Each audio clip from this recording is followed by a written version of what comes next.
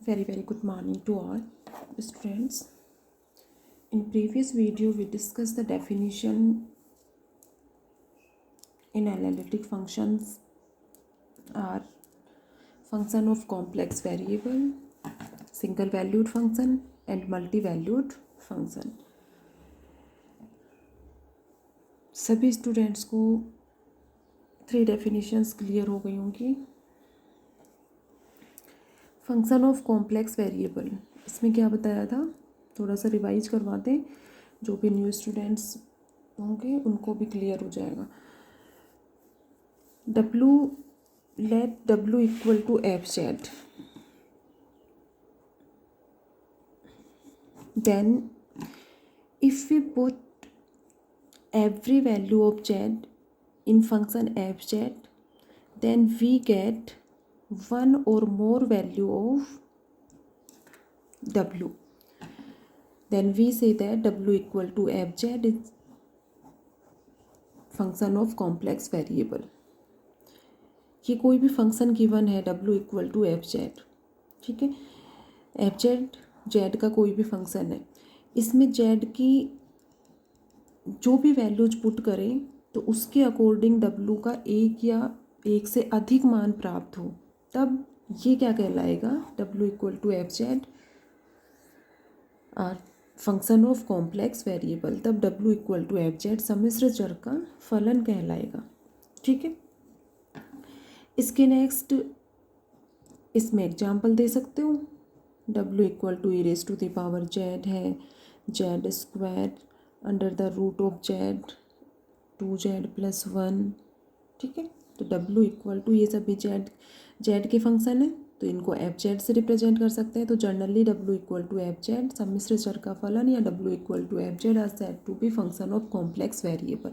तो simple definition क्या हो गई, if we put the every value of Z then we get one or more value of w, then w equal to F Z are said to be function of complex variable. Okay. Next single valued function, इसमें क्या बताया था, w equal to F Z be a function of complex variable, then if we put the value of z, yeah, if we put the every value of z then we get only one value of w, कि z की values के corresponding w का केवल एक ही मान find out हो, तो उस केस में w equal to F Z ये सिंगल वैल्यूड फंक्शन कहलाएगा. ओके. जैसे w equal to E raise to the power Z है, जेड स्क्वायर है, 2z प्लस 1 है, तो z की यदि वैल्यू पुट करोगे तो उसके करस्पॉन्डिंग जैसे 2 पुट करते हो तो 2 स्क्वायर 4, एक ही वैल्यू फाइंड आउट होगी, ठीक है.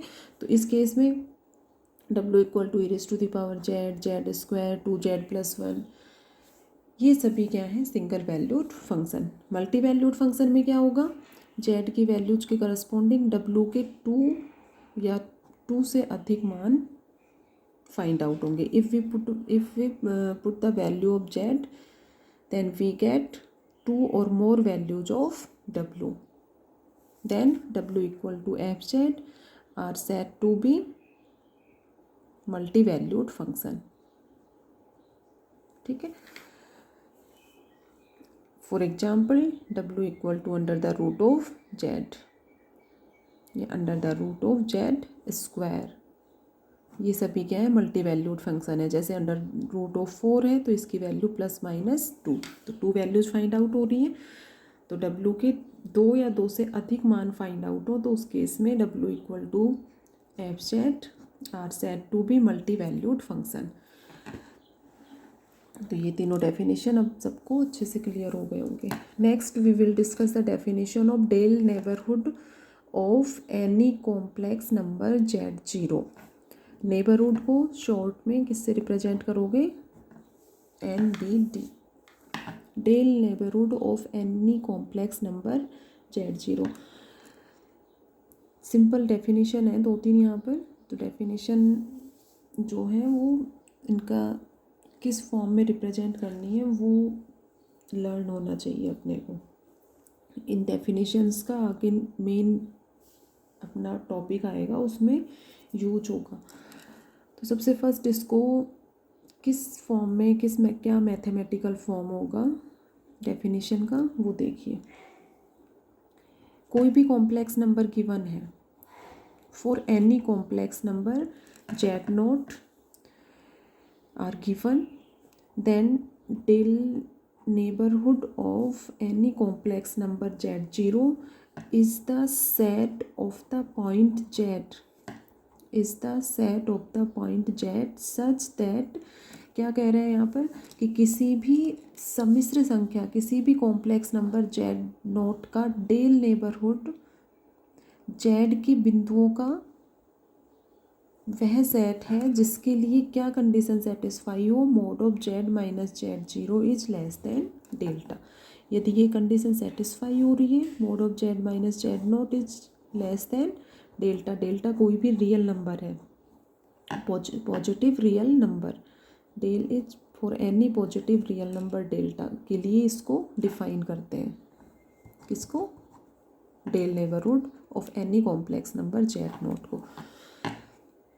तो किस तरह से डिफाइन करोगे, for any positive real number delta the del neighbourhood of complex number Z not is the set of the point Z such that mod of Z minus Z zero is less than delta, where del is radius of, ये condition यदि satisfy हो रही है तो उस case में del क्या कहलाएगा, del is radius of neighbourhood, neighbourhood को हिंदी में क्या कहोगे, प्रतिवेश, ठीक है, किसी भी बिंदु z0 का डेल प्रतिवेश, del neighbourhood of any complex number Z naught.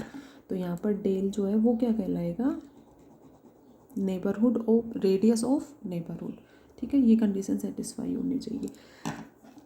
तो ये यहाँ पर इम्पोर्टेंट है, तो डेफिनेशन लर्न होनी चाहिए, कई बार एग्जाम में 1 मार्क्स में डेफिनेशन को पूछ लेते हैं। इसी की नेक्स्ट एक डेफिनेशन है, डिलीटेड नेबरहुड ऑफ z0। इसमें क्या होगा, जैसे ये कोई भी पॉइंट z0 है, ठीक है, इसके लिए नेबरहुड को डिफाइन कर रहे हैं, तो इसके नेबरहुड में बहुत सारे पॉइंट्स होंगे, इनफाइनाइट पॉइंट्स जो हैं वो एग्जिस्ट करेंगे। तो डिलीटेड नेबरहुड में क्या है कि ये कोई भी पॉइंट z0 है, इसका ये नेबरहुड है, वो मैनी पॉइंट्स एग्जिस्ट कर रहे हैं यहाँ पर। तो यदि इस पॉइंट z0 को यदि डिलीट कर दें या z0 को यदि रिमूव कर दें, तो यदि इस पॉइंट z0 को डिलीट कर दें तब किसको डिफाइन करेंगे, deleted neighbourhood of the point z0। तो सिंपल डेफिनेशन है इसकी कि if we delete the point z0 in the neighbourhood of the point z0 then it's define as deleted neighbourhood of the point z0। अब यहाँ पर ये दोनों definition है, ठीक है, डेल नेबरहुड ऑफ z0, इसको नोटेशन किससे रिप्रेजेंट करोगे, del neighbourhood of point z0, ठीक है, del neighbourhood of point z0। और डिलीटेड नेबरहुड ऑफ z0 इसको किससे रिप्रेजेंट करोगे, एन डैश z0, ठीक है, डैश जहाँ पर भी रिप्रेजेंट होगा या डैश डिनोट किया हुआ है उसका मीन्स क्या है कि जो भी z0 का नेबरहुड है उसमें z0 पॉइंट को रिमूव किया हुआ है, z0 पॉइंट को इंक्लूड नहीं करना। बाकी जो कंडीशन है वो सेम, ये चेंज है अपना थोड़ा सा। z क्या है यहाँ पर, z जो पॉइंट बात हो रही है, z belongs to c, z complex numbers का सेट है, तो z belongs to c such that 0 is less than mod of z minus z0 is less than delta. इस डेफिनेशन में और इसमें यही डिफरेंस है कि इसमें ये कंडीशन को इंक्लूड करना है कि mode of z minus z0 जो है वो 0 से ग्रेटर होगा, ठीक है, ये कंडीशन सेम रहेगी, mode of z minus z0 is less than delta, कि इसकी जो वैल्यू है वो डेल्टा से लेस होगी। तो इसको n डेल z0 या del neighbourhood of the complex number z0 equal to, इसको इस तरह से भी रिप्रेजेंट कर सकते हो, z belongs to c such that mod of z minus z0 is less than delta. ठीक है, तो del neighbourhood of z0 equal to ये हो गया, और डेल नेबरहुड ऑफ या N dash del z0 equal to z belongs to g such that 0 is less than z minus z0 is less than delta. तो जहाँ पर simple यही condition given हो वहाँ पर तो डेफिनेशन किसकी होगी, del neighbourhood of the point z0 where del is any real positive number. ठीक है, और इसको डिफाइन करने के नेक्स्ट यहाँ पर डेल जो है वो रेडियस ऑफ नेबरहुड कहलाएगा। और जहाँ पर ये कंडीशन कि इसकी वैल्यू 0 से ग्रेटर होगी वहाँ अपने आप समझ जाओगे, क्लियर हो जाना चाहिए सभी को कि किसकी डेफिनेशन डिफाइन हो रही है, deleted neighbourhood of the point z0। ठीक है, इसी की नेक्स्ट इम्पोर्टेंट पॉइंट अपना है limit of a complex function.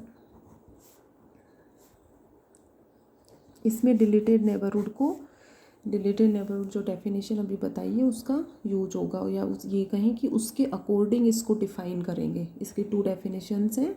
ठीक है, तो उसका यूज होगा, इसलिए उस डेफिनेशन को पहले डिफाइन किया है। Limit of a complex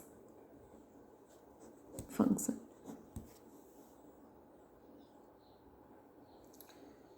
next fourth point है limit of a complex function. For this first we define neighbourhood of a complex number z0। ठीक है, तो फर्स्ट यहाँ पर डिफाइन किया del neighbourhood of any complex number z0। तो definition यहाँ से नोट डाउन करोगे सभी, वही mod of z minus z0 is less than delta, delta is radius of neighbourhood. ठीक है, set of the point z such that, ये condition satisfy होगी। इसको जर्नल नोटेशन किससे रिप्रेजेंट करोगे, del neighbourhood of the point z0 equal to z belongs to c such that mod of z minus z0 is less than delta. Next definition deleted delta neighbourhood. If we delete the point z0 in the neighborhood of the point z0, then it is defined as deleted delta neighborhood, and it is denoted by n dash del z0 equal to z belongs to c such that 0 is less than mod of z minus z0 is less than delta. Then we say that its definition is defined as deleted delta neighborhood. Clear है सभी को। Next we will define the definition of limit of complex function. ठीक है, limit of complex function first definition ये है अपने इसकी, और ये है सेकंड डेफिनेशन। तो सेकंड डेफिनेशन सिंपल किस तरह से डिफाइन करोगे, in the deleted neighbourhood of z0। ठीक है, डिलीटेड नेबरहुड इसका मीन्स क्लियर हो गया सभी को कि डिलीटेड नेबरहुड की बात जहाँ भी होगी वहाँ condition 0 is less than mod of z minus z0 is less than delta. तो in the deleted neighbourhood of z0 L is said to be a limit of complex function if for every arbitrary number epsilon is greater than 0 there exists del is greater than 0 such that 0 is less than mod of z minus z0 is less than delta. ठीक है, तो L limit of complex function, किसी कोई भी complex function given है, complex function suppose w equal to fz पे या complex function, then L is said to be limit if this condition is satisfy. ठीक है, तो ये तो सेकंड डेफिनेशन लर्न होनी चाहिए इस स्टेटमेंट की डिलीटेड नेबरहुड के केस में किस तरह से क्या कंडीशन सेटिस्फाई होगी कि L जो है वो लिमिट अपना कहलाएगा। ये डेफिनेशन इम्पोर्टेंट है यहाँ पर, इसमें थोड़ा सा एक्सप्लेनेशन है। तो देखो इसको किस तरह से डिफाइन करेंगे।